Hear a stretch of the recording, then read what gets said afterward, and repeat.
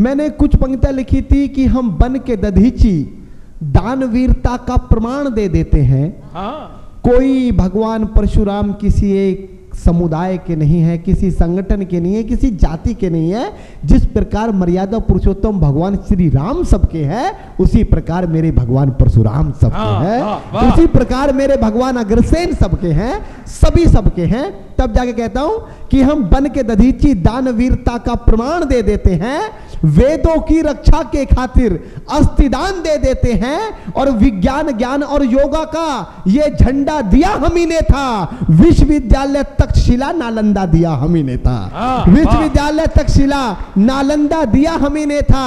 और समय पड़े हम परशुराम हैं, समय पड़े हम परशुराम हैं, केवल भिक्षा पात्र नहीं हैं। हर हिंदू के संस्कार हैं, केवल जाति मात्र नहीं है। हर हिंदू के संस्कार हैं, केवल जाति मात्र नहीं है। राम की बात प्रियंका ने कही। मित्रों, राम मंदिर किसी ताकत से नहीं बना, किसी ध्रुवीकरण से नहीं बना, किसी मारकाट से नहीं बना। 100 करोड़ का समाज था। मेरे बड़े बुजुर्ग बैठे, उनके चरणों में खड़े होकर कहना चाहता हूं कि 100 करोड़ हिंदुओं का समाज अगर चाहता तो 100 घंटे में मंदिर बना लेता।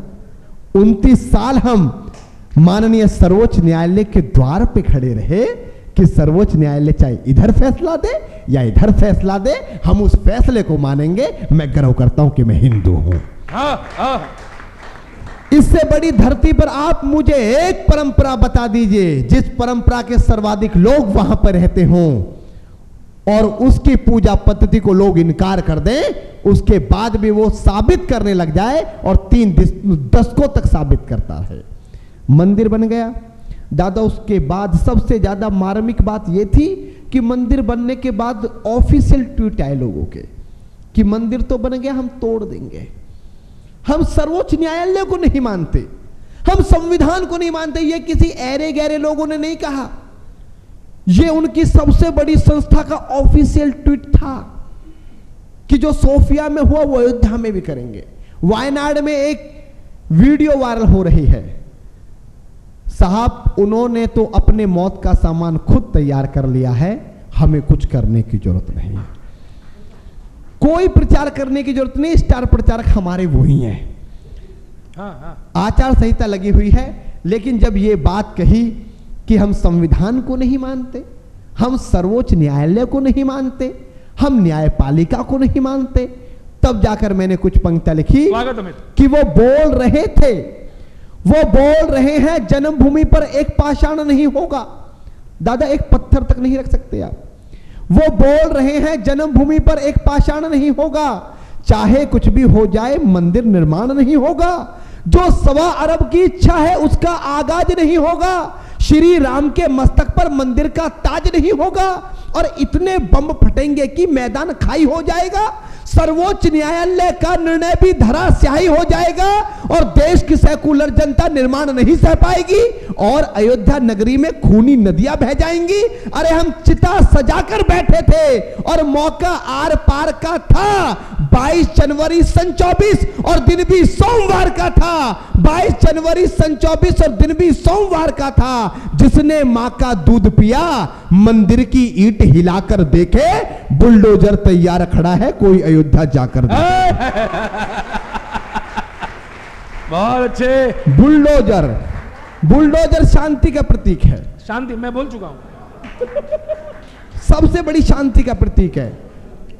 आप मित्रों हंस लो, आप कितना सरकार को दोषी बता लो, मैं अमित शर्मा उत्तर प्रदेश में रहा हूं और दादा के आशीर्वाद से जब तक सरकार भी नहीं आई थी तो आधे से ज्यादा भारत घूम लिया था।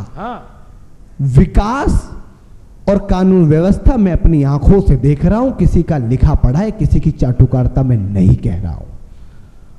और जिनको लगता है अच्छे दिन नहीं आए, उनको कह देना चाहता हूं कि उन लोगों के अच्छे दिन कभी नहीं आते। हाँ जी जी जी। कश्मीरी पंडितों की बात की दादा, मेरी कश्मीरी पंडितों वाली कविता बहुत वायरल हुई। उसके बाद भी मैंने एक कविता और लिखी जो बहुत लंबे समय तक नहीं पढ़ी, हो सकता है मैं कहीं भूल जाऊं, पर एक फिल्म आई थी the Kashmir files. The Kashmir files में बहुत सारे डायलॉग उस कविता से लिए गए, पूरे देश में वायरल हुई थी वो कविता। आप सबके व्हाट्सएप तक कहीं ना कहीं पहुंची होगी। उस कविता ने मुझे अमित शर्मा बनाया, यहां तक खड़ा किया।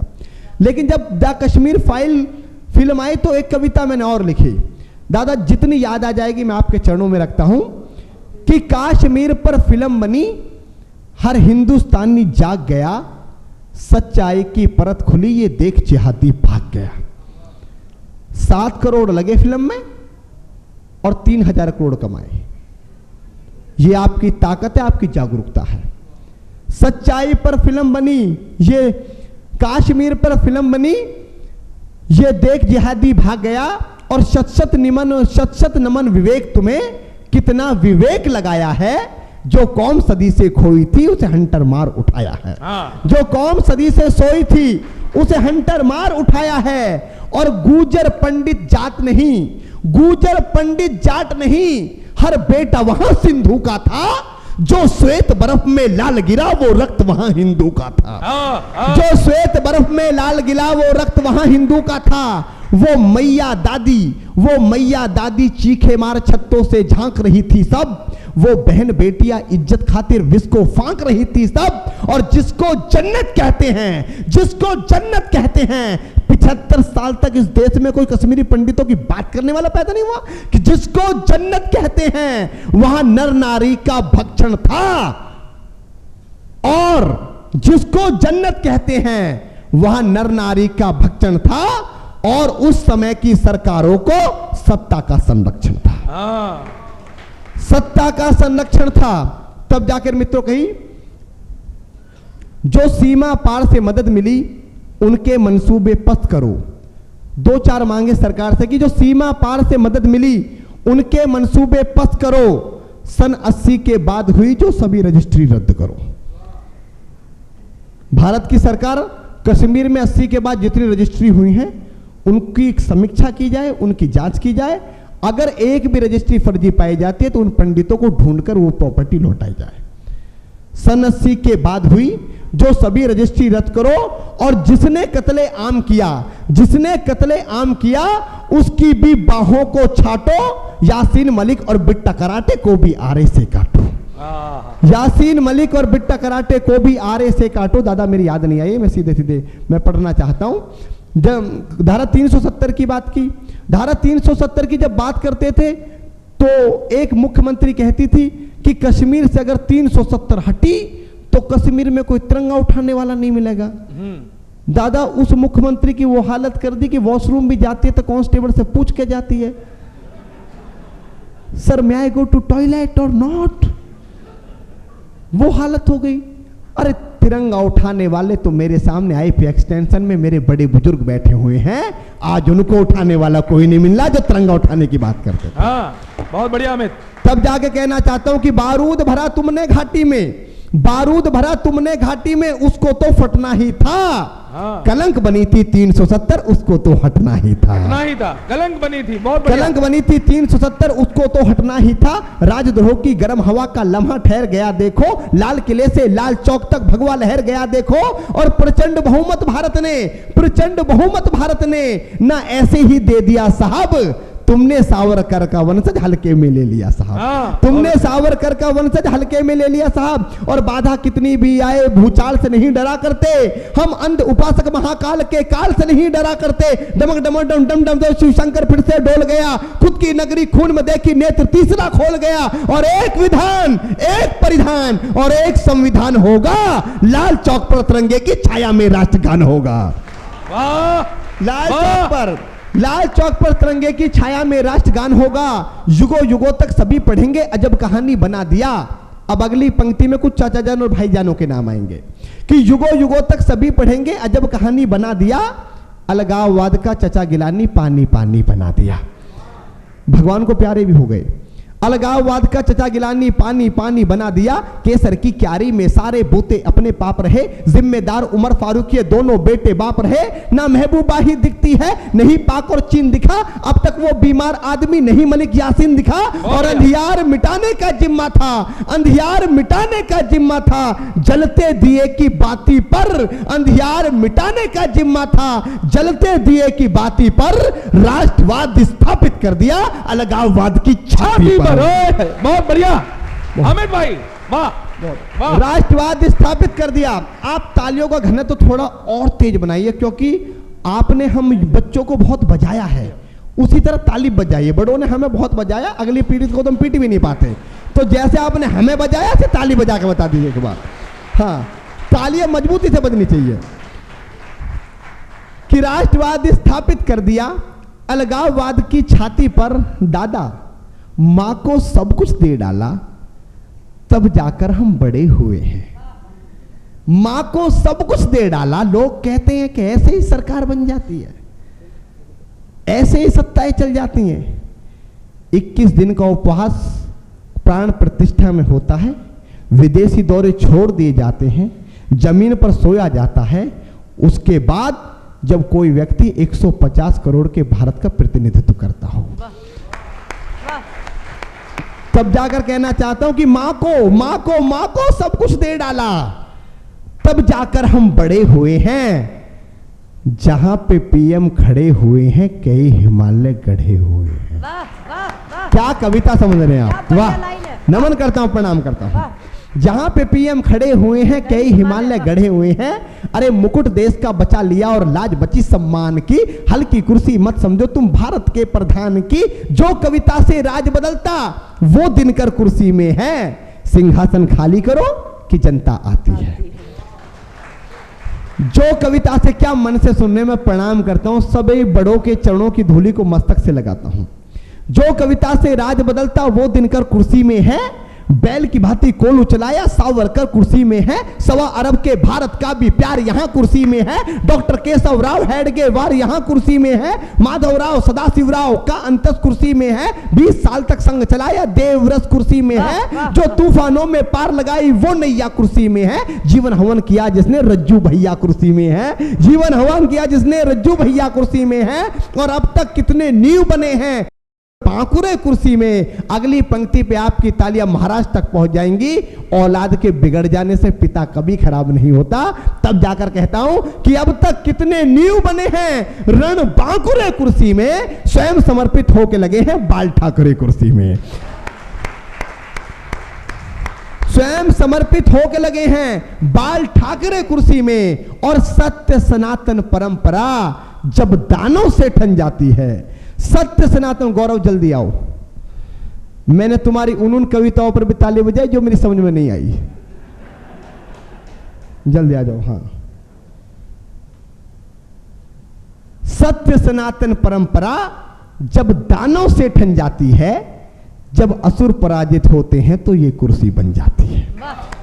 जब असुर पराजित होते हैं तो ये कुर्सी बन जाती है। आपने एक काम बहुत अच्छा किया है कि आप यहाँ पे बहुत सारे कार्यक्रम कराते हो, कवि को खड़ा कर देते हो, और दादा ये पहला कार्यक्रम है जहाँ पर कवि जब खड़ा होता है तो उसके बिल्कुल ठीक सामने घड़ी लगा दी गई है। इससे पता लगता रहता है कि तुम्हारी कितनी हैसियत है, कितनी देर तक तुम्हें रहना है। तो मैं घड़ी भी देख रहा हूँ, आपको भी देख रहा हूँ, बड़े बुजुर्ग बहुत, बस जिन्होंने हम जैसे बच्चे पैदा करके इतने बड़े कर दिए तो कितने समझदार होंगे। तो मैं एक बार आपको देखता हूँ, आपके फेस को देखता हूं, आपकी स्माइल देखता हूं, एक तरफ घड़ी देखता हूं, घड़ी देखकर पता लग गया कि 15 मिनट और है, क्योंकि मैंने बाकी कवियों से 5-5 मिनट कम पढ़वाया था। ब्राह्मण कवियों तो इतना समझदार तो हूं। एक बार जोरदार ताली बजा दीजिए, मैं कविता सुनाता हूं आपको। 5 मिनट। हाँ, फोन रख दे। अच्छा मेरा खेच। अच्छा तो ये कुछ और देख रहा था फोन में, मैंने कि फोन नीचे रख दे, तो कहता है कि मैं तेरा फोटो खींचना चाह रहा हूं। मैंने कहा तो खींच। कि ना अभी नहीं, कविता पढ़ते समय। इसका मतलब ये नहीं है कि ब्राह्मणी समझदार होता है, ठाकुर ज्यादा होता है। मित्रों, सीधे सीधे मेरी एक प्रतिनिधि रचना है। मैंने क्या लिखा, जिस कविता के लिए जाना गया, दादा ने जिसके लिए पहचान दिलवाई, बहुत सारी कविताएं हैं। तालियों के विस्फोट की बहुत सारी कविता हैं, लेकिन एक कविता ऐसी हो गई जिस कविता को लिखने के पश्चात मैंने भी और मेरे बड़ों ने मुझे भ्रम करा दिया कि अमित तुम कवि हो। तो वो कविता मैं आपके चरणों में रखना चाहता हूं। और हाँ, बजा लीजिए आप आराम से, ढंग से बजा दीजिए। हाँ। तो मैं आपके बीच से कुछ भी लेकर नहीं जाना चाहता। अंतिम कविता दादा वो सुनाता हूँ। हाँ गुणवीर चाचा जी, आप भी सुनो। आपने संदेश भेज दिए हैं, मैं आपको प्रणाम करता हूँ। हाँ, ब्राह्मण सब कुछ हो सकता, मूर्ख नहीं हो सकता। तो मैं सीधे सीधे आपको ही समर्पित करता हूँ। हाँ, सीधे सीधे मैं शुरुआत करना चाहता हूँ, क्योंकि मित्रों देखो, मैं आपको बताऊँ, मैं नए नए प्रयोग करने के लिए जाना जाता हूँ। एक छोटा सा गांव पड़ता है यहाँ से 15 किलोमीटर दूर, आईपी एक्सटेंशन है, और 15 मिनट लगेंगे मेरे घर तक अगर जाओगे, मेरे गांव तक जाओगे। सैनी गांव पड़ता है, आप गए हो। वहाँ से निकले खेत हुआ करते थे, अब वो नोएडा एक्सटेंशन के नाम से जाना जाता है वो जगह। लेकिन मित्रों, हमेशा ईश्वर ने ये सौभाग्य प्राप्त हुआ इस वर्ष से कि नए नए काम करने का सौभाग्य प्राप्त हुआ, बड़ों से सीखने का सौभाग्य प्राप्त हुआ। और अब तो दादा ये स्थिति हो गई है, जो बहुत बड़ों की बहुत बड़ी टीम है वो भी मुझसे सीख के मेरा अनुसरण कर रही है, तो मुझे बहुत अच्छा लगता है दादा। तो मैं क्या कहना चाहता हूँ, चाचा जी मैं कविता पढ़ता हूँ, ठीक है ना? आप बहुत अच्छा सुन रहे हो चाचा जी। हाँ, नहीं आप देखते हुए अच्छा हो। सीधे सीधे मैं पढ़ता हूँ कि तलवार। मित्रों, दादाजी ये सारी कविता यूट्यूब पर है। हाँ, ये सारी कविता यूट्यूब पे आप सुन लेना। आप मुझे देखोगे तो मुझे अच्छा लगेगा, मेरे बड़े मुझे देख रहे हैं। माता जी ये सब यूट्यूब पे आप सुन लेना, आप ताली बजाओ तो मुझे बहुत अच्छा लगेगा। भाई आप सबकी रिकॉर्डिंग कर रहे हो, मेरे अंदर ऐसा कुछ नहीं, मैं हैंडसम कवि हूँ। आप मेरी रिकॉर्डिंग यहाँ करोगे, आप मेरी वीडियो क्लिप अपनी प्रेमिका को भेजोगे, वो इंस्टा पर मुझे फॉलो करेगी, आप निपट जाओगे। तो इसलिए आप मुझे सुनिए, वीडियो मत बनाइए। एक बार जोरदार ताली बजाइए। मैं शुरू करना चाहता हूँ। दादा, कविता की आधी मिनट की भूमिका इतनी है कि भगवान कृष्ण कौरवों के पास गए और भगवान ने कहा कि अगर आप आधा राज्य नहीं दे सकते तो केवल 5 गांव दे दीजिए, मैं 5 गांवों पे पांडवों को मना लूंगा और इस भीषण विध्वंस को टाला जा सकता है। लेकिन दुर्योधन ने भगवान को अपमानित करके भगा दिया और कहा कि ग्वाले यहां से भाग जा, बिना युद्ध के तो मैं सुई की नोक बराबर भी जमीन नहीं दूंगा। भगवान ने युधिष्ठिर से कहा कि अब तो युद्ध ही शेष है, वरना तुम्हारे पास कुछ नहीं बचता। यहां से कविता जन्म लेती है।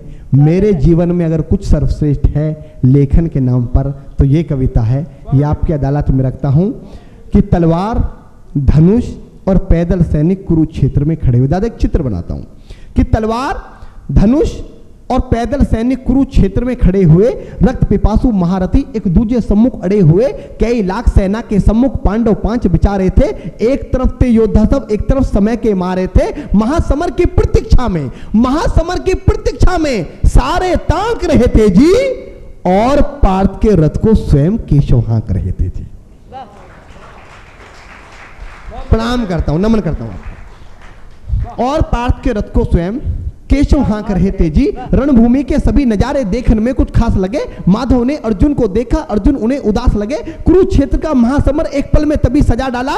5 जन्य उठा कृष्ण ने मुख से लगा बजा डाला। हुआ शंखनाद जैसे ही सबका गर्जन शुरू हुआ, रक्त बिखरना हुआ शुरू और सबका मर्दन शुरू हुआ। कहा कृष्ण ने उठ पार्थ और एक आंख को मीच जरा, गांडीव पर रखबाणों को प्रत्यंचा को खींच जरा, और आज दिखा दे रणभूमि में योद्धा की तासीर यहां, इस धरती पर कोई नहीं अर्जुन के जैसा वीर यहां। प्रणाम करता हूं दादा, तालियों का घनत्व और बढ़ाइए, आनंद आ जाएगा।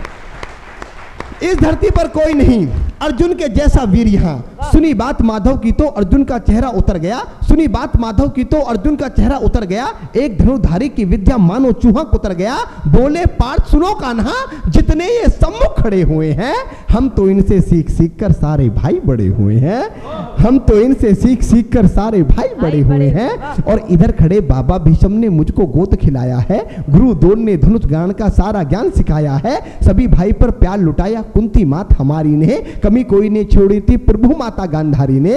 ये जितने गुरुजन खड़े हुए हैं सभी पूजने लायक हैं। माना दुर्योधन दुशासन थोड़े से नालायक हैं। अरे मैं अपराध क्षमा करता हूं, मैं अपराध क्षमा करता हूं, बेशक हम ही छोटे हैं। मैं अपराध क्षमा करता हूं, बेशक हम ही छोटे हैं। ये जैसे भी हैं आखिर माधव सब ताऊ के बेटे हैं। ये जैसे भी हैं आखिर माधव सब ताऊ के बेटे हैं। और छोटे से भूभाग की खातिर हिंसक नहीं बनूंगा मैं। इंद्रप्रस्थ के दुनिया के सबसे बड़े साम्राज्य को एक धर्म से भटका हुआ योद्धा जमीन का टुकड़ा बताता है और परमपिता परमेश्वर से कहता है कि छोटे से भूभाग की खातिर, छोटे से भूभाग की खातिर हिंसक नहीं बनूंगा मैं। स्वार्थ साधकर निज कुल का विध्वंसक नहीं बनूंगा मैं। अरे खून सने हाथों को होता राजभोग अधिकार नहीं। परिवार मार के गद्दी मिले तो सिंहासन स्वीकार नहीं।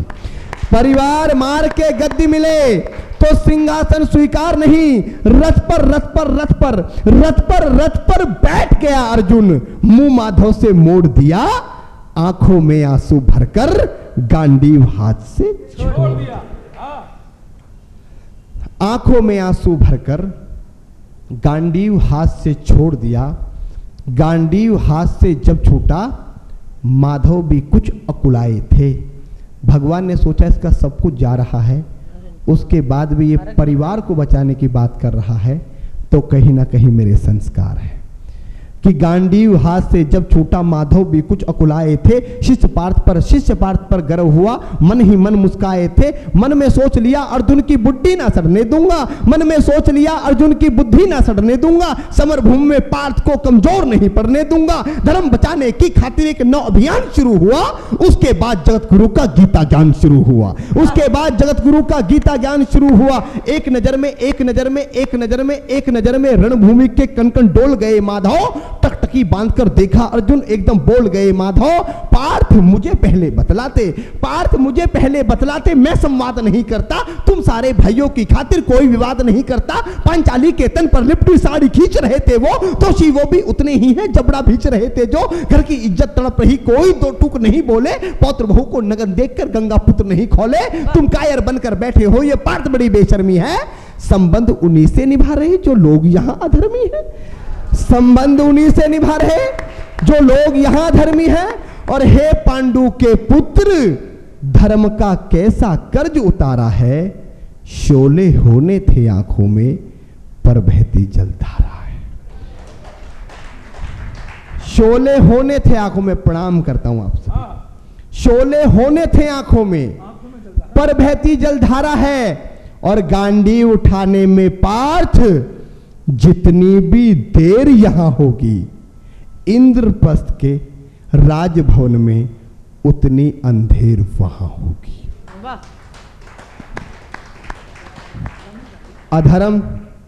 अधर्म धर्म की गहराई में खुद को नाप रहा अर्जुन।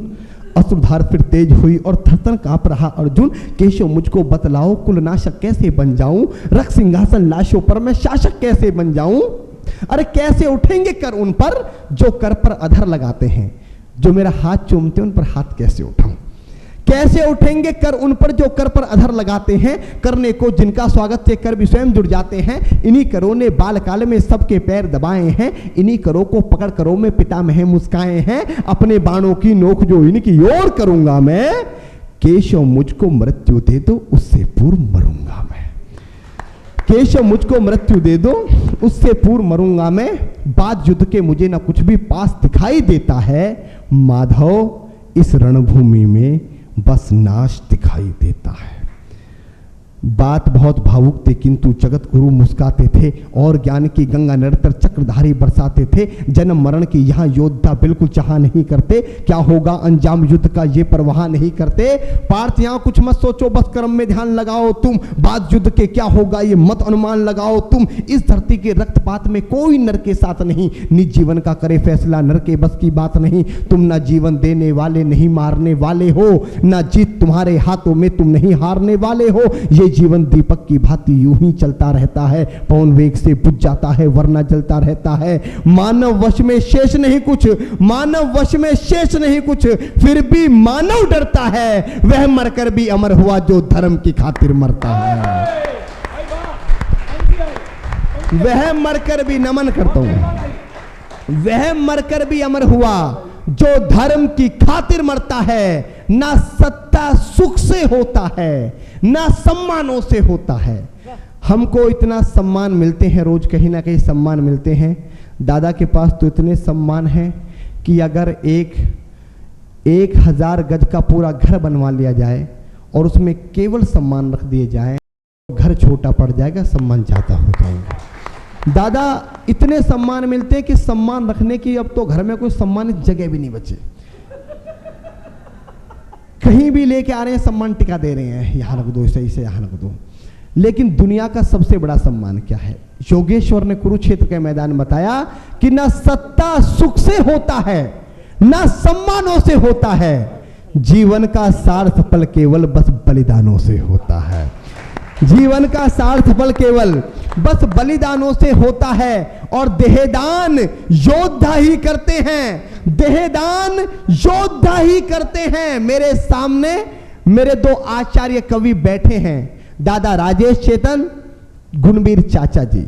दोनों के समक्ष एक पंक्ति रखने का साहस करता हूं। आप लोग जो हिंदी समझने वाले हैं, जो कविता सुनने वाले लोग हैं, मैंने जीवन में इन 2 पंक्तियों से अच्छा मैं कुछ भी नहीं लिख पाया।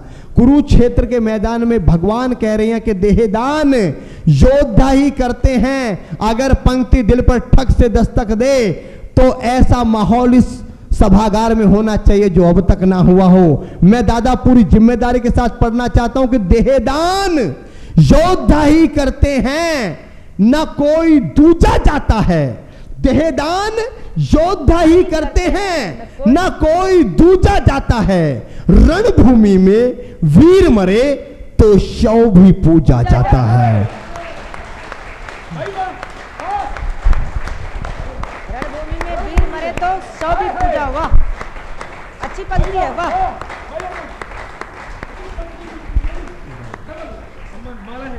एक बार ताली, बहुत अच्छी है, बहुत अच्छी पंक्ति।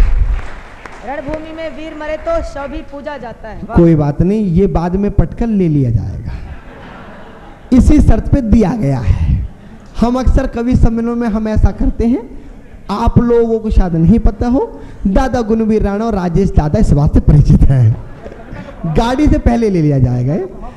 कविता का प्रभाव बहुत अच्छा है। गौरव कह रहा है कि कविता का प्रभाव कम मत कर। ये बड़े बुजुर्ग लोग बैठे हुए हैं, बुजुर्ग तो है ही नहीं, इनके सामने कविता का प्रभाव कम हो ही नहीं सकता। कि देहदान योद्धा ही करते हैं, ना कोई दूजा जाता है। रणभूमि में वीर मरे तो शव भी पूजा जाता है। रणभूमि में वीर मरे, मैं नमन करता हूं, प्रणाम करता हूं आपको कि रणभूमि में वीर मरे तो शव भी पूजा जाता है। और योद्धा की प्रवृत्ति, योद्धा की प्रवृत्ति जैसे खोटे शस्त्र बदलती है। एक पंक्ति में श्रीमद् भागवत गीता का सार बताता हूं कि योद्धा की प्रवृत्ति जैसे खोटे शस्त्र बदलती है, वैसे मानव की दिव्य आत्मा दैहिक वस्त्र बदलती है। नमन प्रणाम। वैसे मानव की दिव्य आत्मा दैहिक वस्त्र बदलती है। ये मान और सम्मान बताओ। उसके बाद अर्जुन कहता है, ये मान और सम्मान बताओ, मुझको जीवन दान बताओ। अरे काम क्रोध की बात करी तो मुझको उत्तम काम बताओ। अरे खुद को ईश्वर कहते हो तो जल्दी अपना नाम बताओ। खुद को ईश्वर कहते हो तो जल्दी अपना नाम बताओ। इतना सुनते ही माधव का धीरज पूरा डोल गया। 3 लोक का स्वामी फिर बेहद गुस्से में बोल गया, अरे कान खोलकर सुनो पार्थ, मैं ही त्रेता का राम हूं। कान खोलकर सुनो पार्थ, मैं ही त्रेता का राम हूं। कृष्ण मुझे केशव कहते हैं, मैं द्वापर का घनश्याम हूं। रूप कभी नारी का रखकर मैं ही केस बदलता हूं। धर्म बचाने की खातिर मैं अनगिन वेश बदलता हूं। विष्णु जी का षष्ठ रूप में परशुराम मत वाला हूं। विष्णु जी का षष्ठ रूप में परशुराम मत वाला हूं। नाग कालिया के फन पे मैं मर्दन करने वाला हूं। बाकासुर और महिषासुर को मैंने जिंदा गाड़ दिया। नरसिंह बनकर धर्म की खातिर हिरण्यकश्यप फाड़ दिया।